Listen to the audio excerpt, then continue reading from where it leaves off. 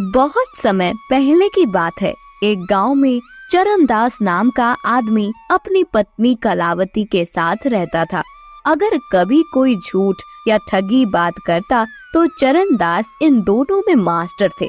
एक दिन उसके दिमाग में एक ख्याल आया कि अगर उसको अमीर आदमी बनना है तो ठगने के लिए गांव का सरदार ठीक आदमी रहेगा।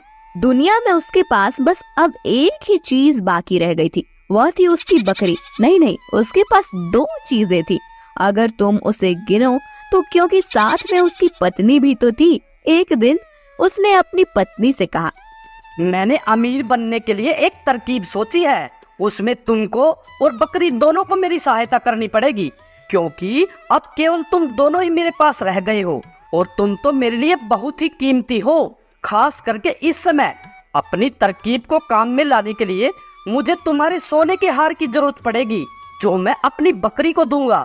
जी ठीक है, आप जैसा बोलोगे मैं वही करूंगी, लेकिन इस बात का ख्याल रखना कि वो हार तुम्हारी माँ यानी मेरी सास की आखिरी निशानी है। अगले दिन उसने अपनी पत्नी का सोने का हार लिया और उसके कई छोटे छोटे टुकड़े कर दिए। उनमें से एक टुकड़ा उसने बकरी के चारे में मिला दिया। बाद में जब बकरी ने लीद की तो उसमें वह सोने का टुकड़ा चमक रहा था। उसने फिर एक बार बकरी के चारे में एक सोने का टुकड़ा मिला दिया और बकरी को लेकर वह गांव के सरदार के घर पहुंचा और आवाज लगाई, सरदार की जय हो, सरदार अमर रहे। कहो मेरे बच्चे, कैसे आना हुआ? सरदार, मेरे पास एक बहुत ही खास खबर है जिससे आप सबसे अमीर आदमी बन सकते हो। तब तुम ये खबर अपने पास ही रखकर खुद ही अमीर क्यों नहीं बन जाते?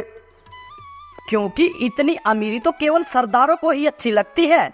जहांपना, अगर मैं इतना अमीर बन गया तो मुझे यकीन है वह खजाना मुझसे आप ले लेंगे। इसलिए मैंने यह सोचा कि उसे मैं आपको अपने आप ही दे दूं। चरणदास, तुम बहुत ही अक्लमंद आदमी हो। बताओ क्या खबर है? चरणदास ने अपनी बकरी और उसकी लीद सरदार को दिखाई। सरदार को ऐसी बकरी देखकर बहुत आश्चर्य हुआ जो अपनी लीद में सोना निकालती है। इससे पहले ही वह अपने आश्चर्य पर काबू पाता कि इतने में बकरी ने फिर से लीद दे दी और उसमें भी सोने का एक टुकड़ा चमचमा रहा था। तुम इस बकरी का क्या लोगे? और देखो, एक दाम बताना, क्योंकि तुम जानते हो कि मैं तुमसे ये बकरी बिना कुछ दिए भी ले सकता हूँ। मैं हमेशा ठीक ही बोलता हूँ जहांपना, आपके एक बहुत ही छोटे नौकर की हैसियत से मैं इसका दाम केवल 100 सोने के टुकड़े और 100 चांदी के टुकड़े मानता हूँ।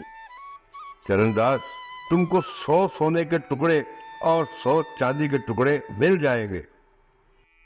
चरणदास को तो विश्वास ही नहीं हुआ कि सरदार इतना दयालु था। चरणदास फिर बोला, जहांपना, कोई आपका सोना चोरी न कर ले, इसलिए आप बकरी को अलग ही रखना और अपने बहुत ही खास आदमी को उसकी रक्षा के लिए रखिएगा।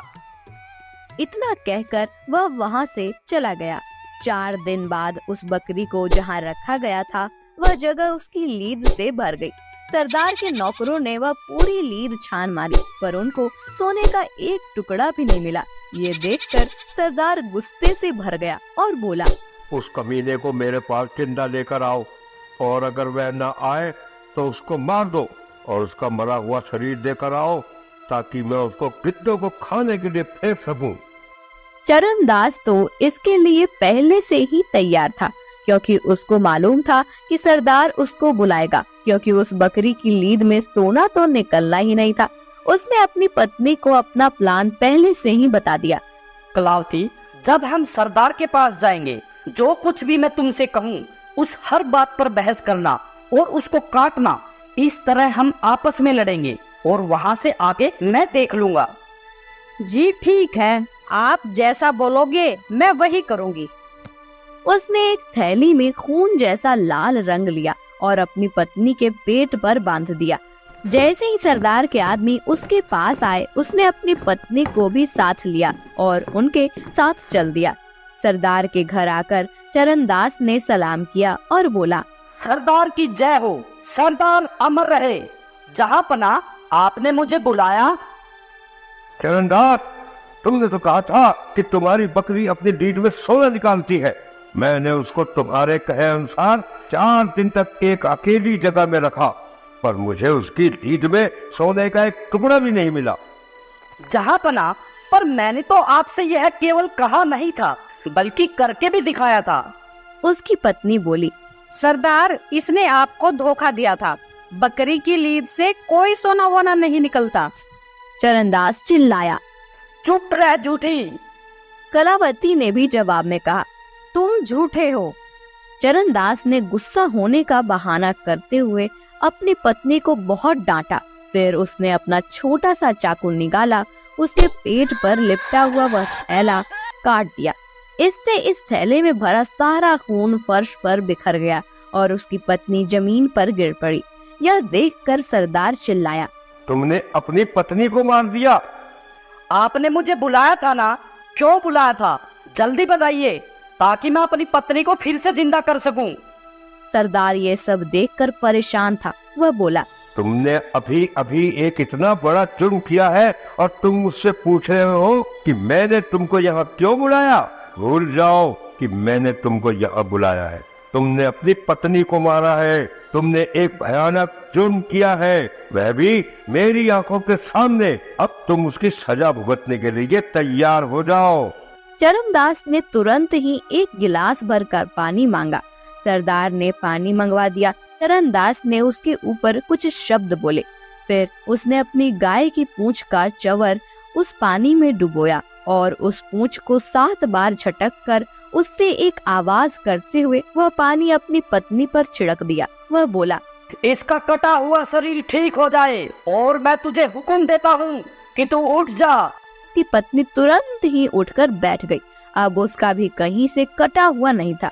गाय की उस पूंछ के चंवर की ताकत को देखकर सरदार ने सोचा कि अगर यह चंवर उसके पास हो तो वह कितना ताकतवर हो जाएगा।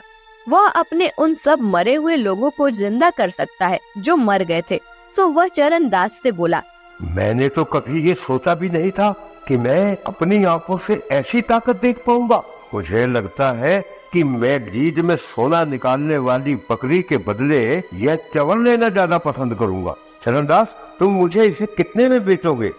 जहाँपना, मुझे यकीन है कि आप जानते हैं यह चंवर इस बकरी से कहीं ज्यादा कीमती है, पर मैं आपको इसे 200 सोने के टुकड़े और 200 चांदी के टुकड़े में दे दूंगा। सरदार ने उस चंवर के दाम चरणदास को दे दिए और वह चंवर उससे ले लिया। एक दिन जब सरदार अपने सलाहकारों के साथ खा पी रहे थे तो उसी समय उसकी एक पत्नी वहां और खाना रखने के लिए आई। तो उसने उन लोगों से कहा, मैं पहले अपनी पत्नी को मार दूंगा और फिर इसे जिंदा करूंगा। तुरंत ही उसने अपनी पत्नी को पकड़कर जमीन पर गिरा दिया और उसका गला काट दिया। उसका एक सलाहकार ये देखकर घबरा गया और चीख पड़ा, सरदार, यह आपने क्या किया? आपने तो उन्हें मार ही दिया। ठीक है, अब हम खाना खाते हैं और पीते हैं। बाद में मैं इसको जल्द ही जिंदा कर दूंगा। पर उसके सलाहकारों को तो चिंता हो रही थी।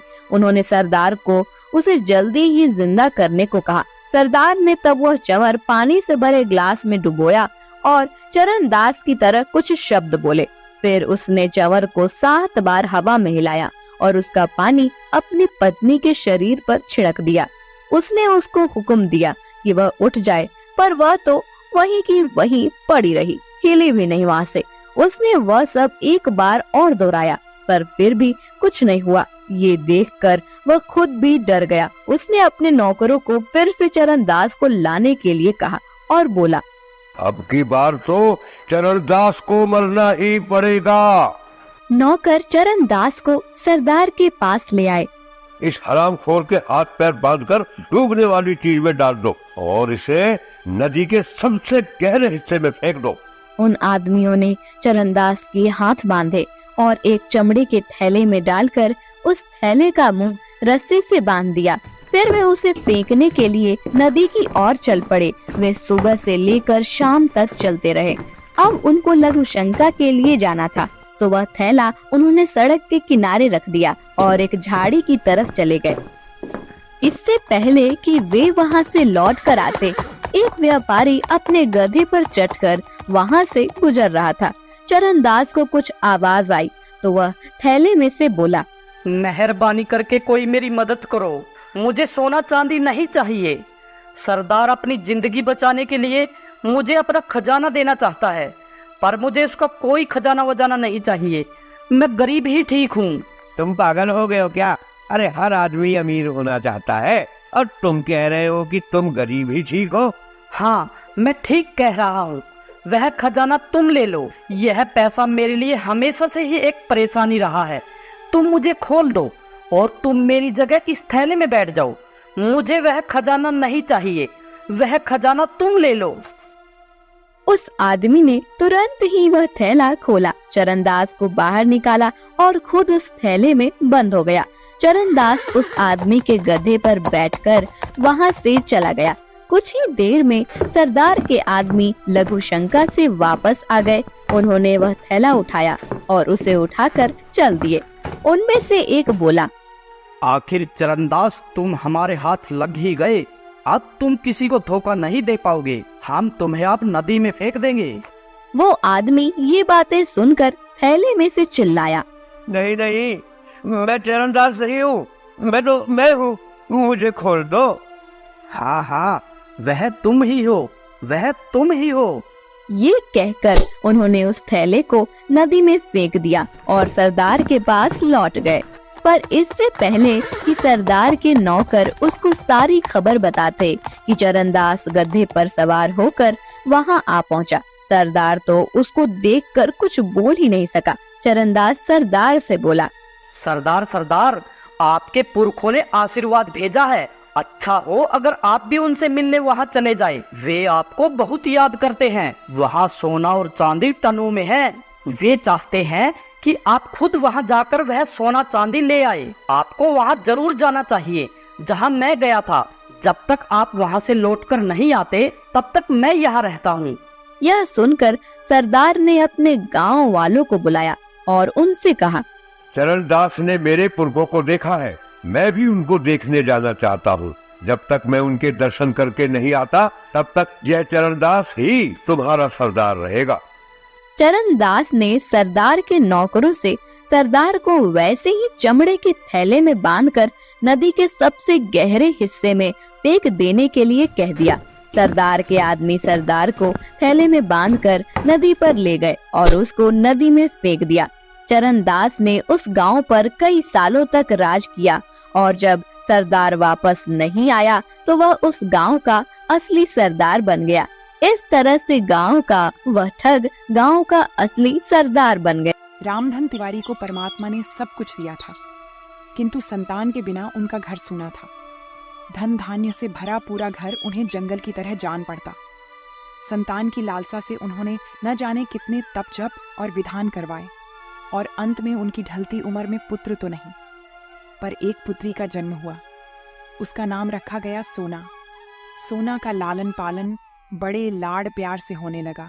कुछ साल बीत जाने के बाद जब सोना ने 8वीं कक्षा पास कर ली तो एक शाम तिवारी जी ने अपनी पत्नी ललिता से कहा, देखो ललिता, सोना ने 8वीं क्लास पास कर ली है। अब मैं चाहता हूँ कि उसकी आगे की पढ़ाई घर रहकर ही करवाई जाए। घर में रहकर पढ़ाई करेगी तो 4 घंटे की पढ़ाई 2 घंटे में ही कर लेगी। मैं कल ही सोना के लिए किसी अच्छे से मास्टर का इंतजाम करता हूँ। देखो जी, मैं ठहरी अनपढ़ औरत, मुझे पढ़ाई लिखाई के बारे में कुछ नहीं पता। जैसा आप बाप बेटी को अच्छा लगे वैसा करो। जैसे ही सोना को इसके बारे में पता चला वह अपनी माँ के पास आकर बोली, माँ, मैं स्कूल नहीं छोड़ूंगी। मैं साफ साफ पिताजी से कह दूंगी कि घर में नहीं पढ़ूंगी। भला घर में भी कहीं पढ़ाई होती है, चाहे कुछ हो जाए। मैं यह बात तो मानूंगी ही नहीं। आजकल कुछ नहीं बोलती हूँ तो इसका यह मतलब तो नहीं कि जिसकी जो मर्जी हो वही करते चले। शाम को जैसे ही तिवारी जी आए वह सारा साहस बटोरकर उसके कमरे की तरफ चल पड़ी। जैसे ही कमरे में घुसी तिवारी जी बोल पड़े, देखो सोना बिटिया, मैंने तुम्हारे लिए एक अच्छे से मास्टर जी की व्यवस्था कर दी है। वे कल से ही तुम्हें पढ़ाने आएंगे। यूँ भी आजकल स्कूलों में कहाँ की पढ़ाई लिखाई होती है, सिवाय उद्यम धाड़े के। घर में ही मन लगाकर पढ़ोगी तो 2 घंटे में ही 4 घंटे की पढ़ाई कर लोगी। और फिर हमारी बिटिया बुद्धिमान भी तो है, बस 2 साल में मैट्रिक हो जाएगी, ठीक है ना? सोना को लगा कि उसकी सारी दृढ़ता, सारा संकल्प बहता चला जा रहा है। उसके मुंह से केवल इतना ही निकला, ठीक है पिताजी। कमरे में आकर वह बहुत रोई, अपने को बहुत कोसा। मैंने क्यों नहीं साफ साफ कह दिया? मैं क्यों मान गई पिताजी की बात? उसके मन की बात उसके मन में ही घुट कर रह गई। दूसरे दिन से ही मास्टर जी पढ़ाने के लिए आने लगे। 2 साल बीत जाने के बाद सोना 10वीं क्लास में अच्छे नंबरों से पास हुई। गांव के सभी लोगों ने सोना की कुशाग्र बुद्धि की तारीफ की। इसके आगे अधिक पढ़ाकर तिवारी जी को कन्या से कुछ नौकरी तो करवानी न थी, इसलिए सोना का पढ़ना बंद करवा दिया। अब सोना 14 साल की हो गई थी। उसकी सुंदरता को देखकर गांव वाले कहते, तिवारी जी, तुम्हारी लड़की तो देहात के लायक नहीं है, इसका विवाह तो भाई कहीं शहर में ही करना। सुना है शहर में बड़ा आराम रहता है। इधर तिवारी जी की बहन जानकी, जिसका विवाह हुआ तो गांव में ही था, किंतु कुछ सालों से शहर में जाकर रहने लगी थी और अच्छा जीवन व्यतीत कर रही थी। इन सब बातों को देखते हुए सोना की माँ ने तिवारी जी से कहा, मैं अपनी सोना का विवाह शहर में ही करूंगी। मेरी सोना भी पैरों में पतले पतली चांदी की पायल और काले स्लीपर पहनेगी। चौड़े किनारे की सफेद साड़ी और लेस लगा हुआ जैकेट पहनकर वह कितनी सुंदर लगेगी। ललिता, क्यों उसके पीछे पड़ी रहती हो? जितने दिन है खेल खा लेने दो। तुम्हारे घर जीवन भर थोड़ी ही पड़ी रहेगी। किंतु यह कितने दिन चल सकता है? लड़की का विवाह तो करना ही पड़ता है। वैसे पास के गांव में ही कई लड़के थे जिससे सोना का विवाह हो सकता था। एक दिन तिवारी जी की बहन और जीजा जी उनके घर आए। उसकी बहन ने कहा, भाई, तुम्हारे जीजा ने सोना के लिए एक अच्छा लड़का देखा है। हमारे शहर का ही है, कंपनी में नौकरी करता है, अच्छा घर बार है। घर में सिर्फ बेटा और माँ ही रहते हैं। अगर आप बोलो तो तुम्हारे जीजा जी कल ही लड़का दिखा देंगे। बहन, आपने तो मेरे मन की बात बोल दी। मैं भी आपसे यही कहने वाला था। और फिर हम तो चाहते भी यही है कि सोना बिटिया का विवाह शहर में ही हो। अगले दिन ही तिवारी जी अपने जीजा जी के साथ लड़का देखने के लिए शहर चले गए। जब तिवारी जी ने मोहन और उनके घर को देखा तो उनकी खुशी का ठिकाना न रहा। तिवारी जी ने 1 रुपया देकर शादी पक्की कर ली। घर आकर तिवारी जी के जीजा जी बोले, कहो तिवारी, है ना लड़का 100 में से 1? है कोई तुम्हारे गांव में ऐसा? जब कपड़े पहनकर हैट लगाकर निकलता है तब कोई नहीं बता सकता कि साहब नहीं है। सब लोग झुक के सलाम करते हैं। घर में देखा कितना पर्दा है। इसकी माँ बूढ़ी हो गई है, पर क्या मजाल कि कोई परछाई भी देख ले। भाई नारायण, मैं तुम्हारे इस उपकार का सदा आभारी रहूंगा। हमारे ढूंढे तो ऐसा घरवार कभी ना मिलता। हम देहात के रहने वाले शहर का हालचाल क्या जाने, पर तुमने मेरी सोना को अपनी लड़की समझकर जो उसके लिए इतनी भाग दौड़ की है और ऐसा अच्छा जोड़ा मिला है, इस उपकार को मैं कभी नहीं भूलूंगा। सोना ने जब सुना कि उसका विवाह हो रहा है, वह दौड़कर अपनी माँ के पास आई। उसने पूछा, माँ, विवाह कैसा होता है और क्यों होता है? ललिता के सामने यह बड़ा जटिल प्रश्न था। वह समझ ही न सकी कि इसका क्या उत्तर दे, किंतु उसकी बुआ जी ने तुरंत बात बना ली। सोना, विवाह होने पर अच्छे अच्छे कपड़े गहने मिलते हैं, इसलिए विवाह होता है। बुआ जी, फिर क्या होता है? फिर सास के घर जाना पड़ता है। मैं तुझे अपने साथ लेके चलूंगी। वो तो मैं पहले से ही जानती थी बुआ जी कि विवाह करने पर सास के घर जाना पड़ता है, पर मैं कहीं नहीं जाऊंगी। अभी से कह देती हूँ, विवाह करो चाहे ना करो। कहती हुई सोना खेलने चली गई। ललिता की आंखों में आंसू बनकर उमड़ आए। वो बोली, अभी बचपना है, बड़ी होगी तब सब समझ जाएगी। फिर तो ससुराल से आना 1-2 दिन के लिए भी कठिन हो जाएगा। भाभी देखो ना, मैं 2-4 दिन के लिए आती हूँ तो रात दिन बस वही की फिक्र लगी रहती है। जहाँ गृहस्थी का झंझट सर पर पड़ा, सब खेलना कूदना भूल जाएगी। जब तक विवाह नहीं होता तभी तक का खेलना खाना समझो। जानकी दीदी, तुम लोगों की दया से मेरी सोना सुखी रहे। जैसे उसका नाम सोना है, उसके जीवन में सोना ही बरसता रहे। कुछ दिनों के बाद सोना का विवाह हो गया। विदा का समय आया। तिवारी जी बोले, सोना बेटा, नए जीवन का स्वागत खुले दिल और दिमाग से करना। मुझे भरोसा है कि तुम अपनी समझदारी से सब अच्छे से संभाल लोगी। पर चाहे कुछ भी हो जाए, ये मत भूलना कि ये घर हमेशा वैसा ही तुम्हारा रहेगा जैसे पहले था। सोना विदा हो गई, किंतु घर पहुंचने पर वह एक कोठरी में बंद कर दी गई और बाहर से साफ हवा उसे दुर्लभ हो गई।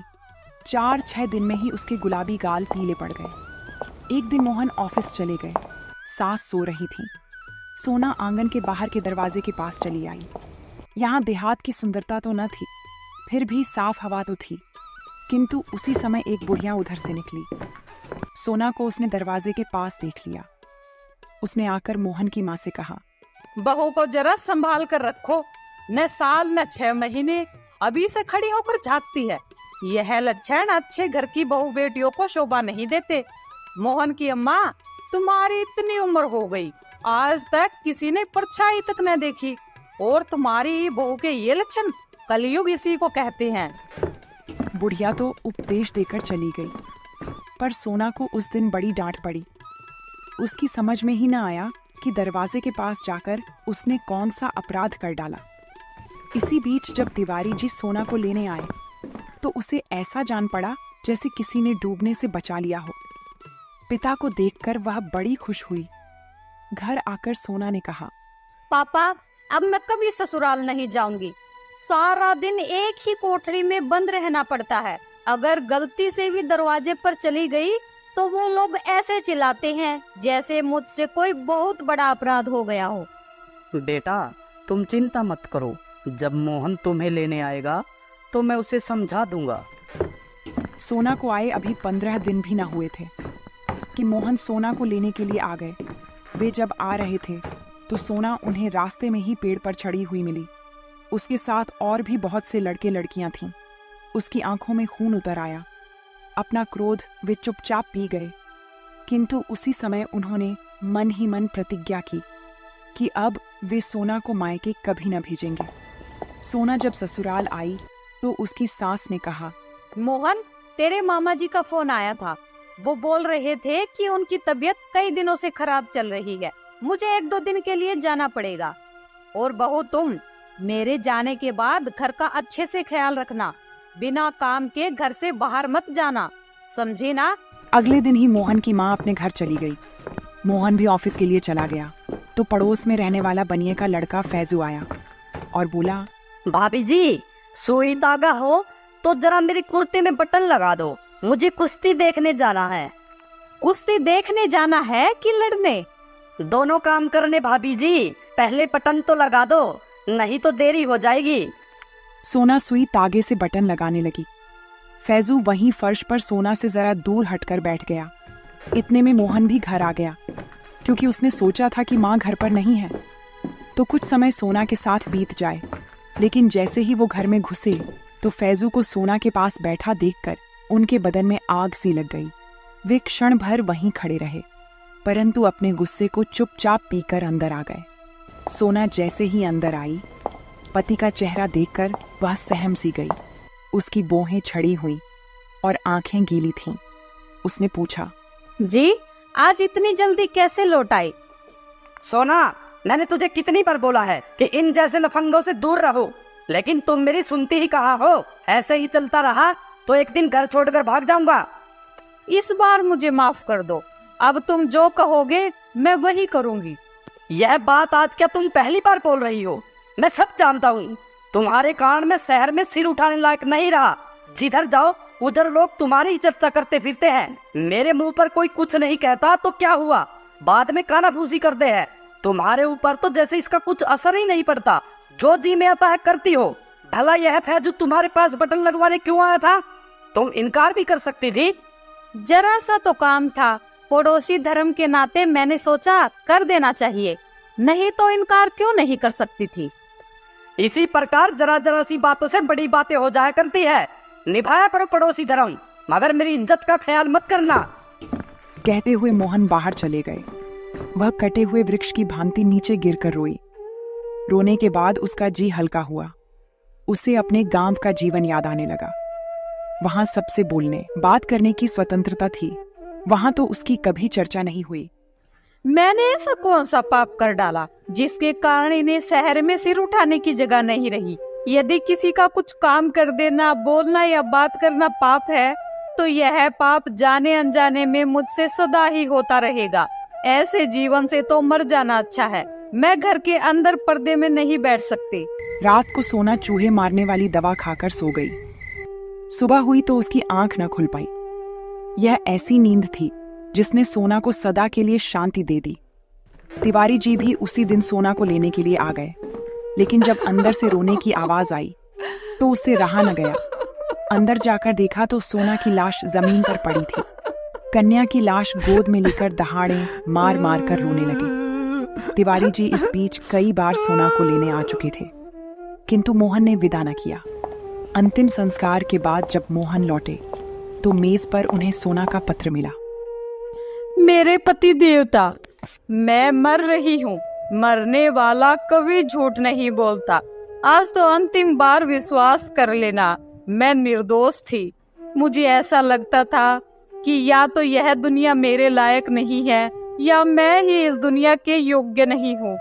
आप मेरी एक कठिनाई शायद समझ नहीं सके।